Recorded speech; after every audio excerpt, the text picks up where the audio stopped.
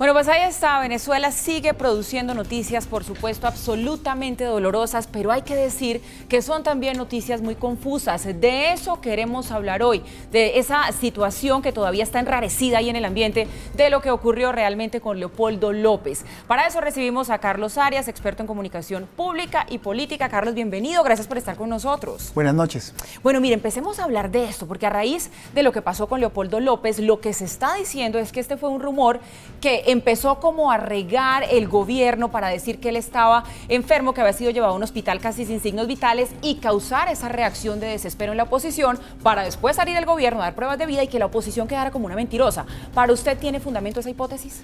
Sí, tiene mucho de fundamento. Digamos que esto es otro de esos grandes ejemplos que estamos viendo en las redes sociales, en los medios de comunicación, que está asociado con la posverdad.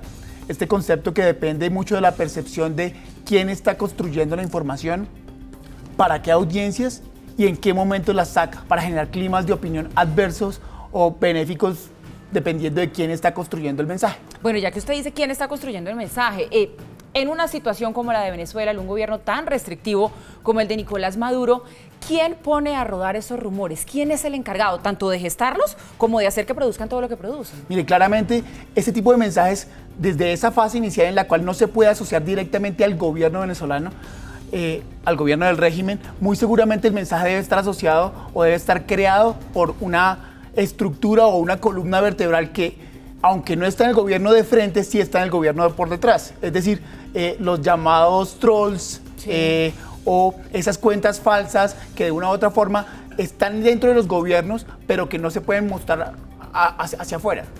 Este video de Leopoldo López, pues que difundieron después de todo este caos que ocasionó esta noticia, ¿a quién le hizo más daño? ¿A la oposición o al chavismo? Porque realmente sí genera muchas dudas el video al verlo. Mire, yo creo que lo doloroso del video es que le hace mucho más daño a la opinión pública, le hace mucho más daño a los venezolanos, a las personas que sin estar en uno o en otro lado están sufriendo lo que está pasando en Venezuela. Creo que el video, más allá de hacerle daño a la oposición o al gobierno en sí, le hace daño a los venezolanos, le hace daño a las personas que propenden por los derechos humanos. Ahora bien, ya en un segundo plano, claramente le puede estar haciendo daño, dependiendo otra vez del enfoque, desde donde te pares, a uno o al otro. El presidente Nicolás Maduro, la verdad es que se encarga de difundir muchísimas noticias que hasta cierto punto terminan siendo rumores. Habla de que va a haber invasión del imperio, habla también incluso de que el paramilitarismo colombiano va a ir a darle un golpe de Estado. ¿Cuál es el fin del presidente con todo esto? ¿Generar miedo en la gente? Mi perspectiva sobre ese tipo de informaciones que crea Maduro son tres. La primera, él crea este tipo de informaciones para generar una cortina de humo para tapar los escándalos y los problemas que tiene directamente con el pueblo venezolano, es decir, los temas de alimentación, de insumos que no llegan a los venezolanos. Dos, es un ejercicio claramente hacia la comunidad internacional para validarse y legitimarse dentro del poder. Y tres, es un ejercicio de poder, de lucha de poderes entre la oposición y él, para lo que, entre comillas, se le está en este momento proponiendo, que es la, entre comillas, también Asamblea Nacional Constituyente. ¿Qué tan cómplices terminan siendo aquí en todo este contexto de los rumores las redes sociales? Porque finalmente son las que ayudan a difundir, incluso de manera más rápida que los medios de comunicación tradicional, este tipo de noticias y terminan generando un caos. Mire, la Universidad Externado de Colombia hizo un ejercicio muy interesante en la Filbo sobre eso. Y es que no es culpa de las redes sociales, es culpa de los medios de comunicación, de los periodistas, pero sobre todo las audiencias. Sí. ¿Por qué? Porque las audiencias tienen que entrar a verificar de una u otra forma lo que están leyendo, y los periodistas también tienen que hacer el ejercicio doble que anteriormente se hacía con este periodismo que tenía mucho más tiempo de investigación, de verificar las fuentes. Es decir, cabe aquí un ejercicio de reflexión de la gente del común, de la gente que no es periodista, cuando vean noticias, sobre todo cuando son tan delicadas. Es que aquí estábamos hablando del estado de salud de un preso político que se ha vuelto como el símbolo de lo que está pasando en Venezuela para el mundo. Cuando llegue una noticia de esas, claramente genera impacto en una persona, debe pensarlo dos veces, qué se debe preguntar, qué debe verificar y en dónde, antes de darle un retweet y ayudar a esa difusión. Mire, lo que usted acaba de decir es fundamental para las audiencias. Creo que las redes sociales están matizadas por las emociones, están matizadas por las vísceras y el corazón más que por el cerebro.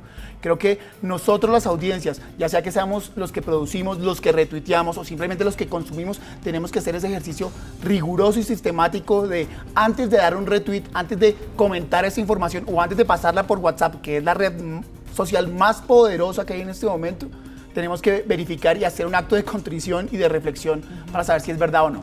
Mira, que hay otro rumor que la verdad ha ido creciendo cada vez más, de que hay una separación, digamos, división seria en los poderes de Venezuela. Lo que está pasando con la fiscal, que cada vez pues, se pronuncia más en contra de las decisiones que toma el gobierno de Maduro. Ahora ha dado unas declaraciones a medios internacionales, también yéndose en contra de todo lo que está pasando con la represión e incluso diciendo que no está de acuerdo con esta asamblea constituyente que está convocando el presidente. Esto puede ser un rumor, una estrategia creada por ellos para que se piense justamente eso, que aquí hay una división. ¿O usted cómo lo ve? Mire, yo lo que veo es, ahí sí no veo que hay una estrategia de rumorología o de posverdad. Yo creo que claramente al interior del gobierno de Maduro ya hay un ejercicio de algunos miembros de ese régimen que están diciendo, se nos fue la mano, estamos afectando al pueblo, estamos rompiendo la Constitución, estamos rompiendo la democracia. Entonces, muy seguramente lo que usted está señalando de la fiscal es ese primer indicio de miembros del gobierno que están diciendo hasta acá. ¿Por qué no dejan que Lilian Tintori, que la madre de Leopoldo López, lo pueda ver? Lleva un mes totalmente incomunicado, pasa todo esto, se genera todo lo que se genera y aún así el gobierno no cede, que además pues es un derecho también de los presos, de las visitas familiares. ¿Por qué? ¿Cuál es el fin? Creo que el fin principal de esto es claramente generarle un bloqueo a la oposición de un aliento. Es decir, cuando él aparezca en cámara, cuando haya una fotografía de ellos dos juntos, muy seguramente las personas que están en oposición, que están luchando contra el régimen, van a tener una esperanza y un aliento adicional. Mantenerlo escondido genera un proceso que en términos de comunicación política se llama el mito. Bueno, pues bastante interesante, la verdad, analizar toda esta situación que si bien es dolorosa, es difícil, a todos nos impacta, pues requería también de esto, de ver cuál era ese trasfondo que hay un poco más allá y sobre todo llamaba atención a cada uno de nosotros como usuarios de las redes sociales, como consumidores de medios de comunicación, es saber qué se difunde, qué no se difunde y qué tanto de estos rumores pues pueden estar siendo utilizados por el poder para dominar. Carlos Arias, experto en comunicación pública y política, un placer haberlo tenido con nosotros, muchas gracias. Un gusto.